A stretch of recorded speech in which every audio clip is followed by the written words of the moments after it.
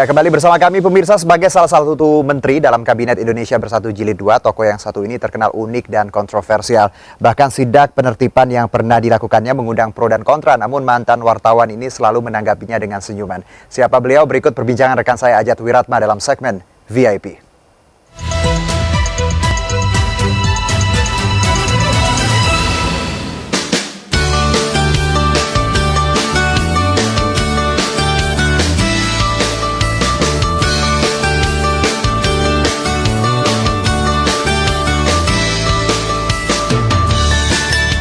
Kembali dalam segmen VIP dan pemirsa, tamu kita hari ini adalah sosok yang cerdas, cekatan, unik tapi kontroversial. Bisa jadi untuk yang terakhir ini beliau adalah pabriknya kontroversi. Siapa dia? Kita tunggu.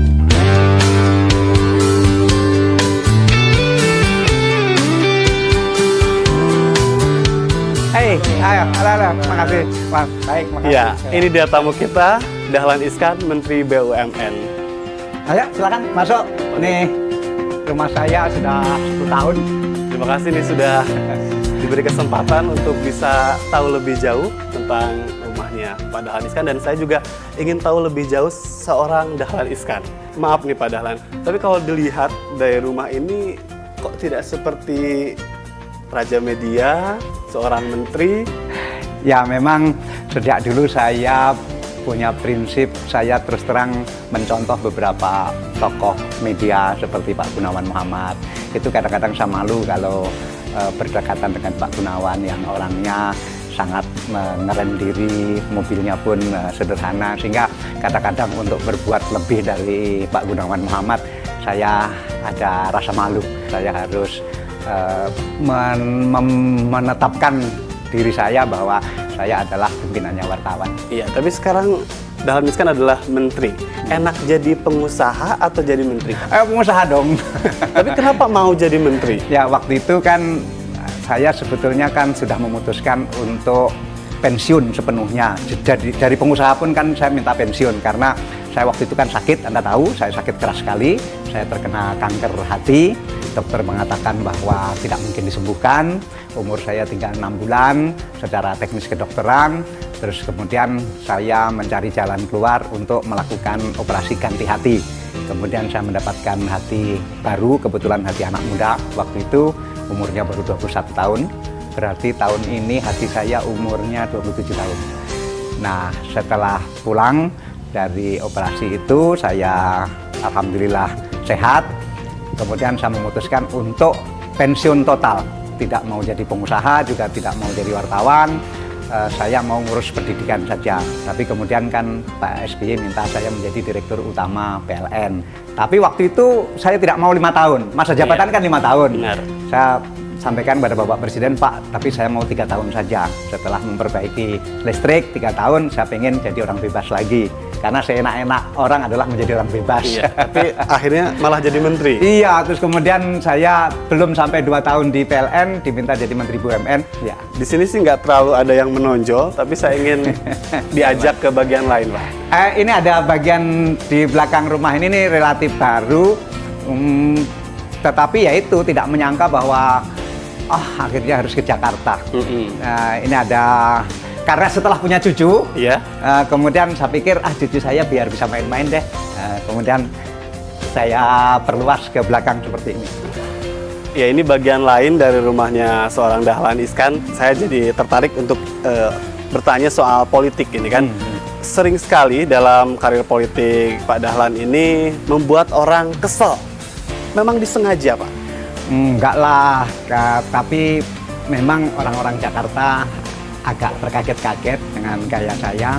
Tetapi bagi orang Surabaya, mereka sudah tahu ya saya begitu. Tapi sejumlah kontroversi yang seorang Dahlan Iskan lakukan, apakah ini juga bagian dari sebuah pencitraan? Ada yang bilang seperti itu? Ya nggak apa-apa kalau ada yang bilang begitu. Saya tidak kesel, saya tidak mencela, karena ya orang kan boleh berpendapat apa saja. Tapi bagi yang mengenal saya sejak dulu, mereka udah tahu bahwa memang saya seperti itu, spontan, kemudian sering melakukan katakanlah orang bilang terobosan, tapi ya seperti itu. Baik, tapi Bapak menyadari tidak banyak sekali lawan-lawan politik, dalam hal ini kan memang menteri adalah jabatan politik yang memang sangat mencari-cari kesalahan seorang Dahlan Iskan? Tentu saya sudah menghitung dan menyadari, tetapi ya itu konsekuensi dari sebuah jabatan, tetapi saya tidak boleh terlalu memperhatikan itu. Saya perhatikan, tetapi tidak boleh terlalu memakan pikiran, karena kalau saya harus nurut semua orang, nanti malah saya nggak bisa bekerja.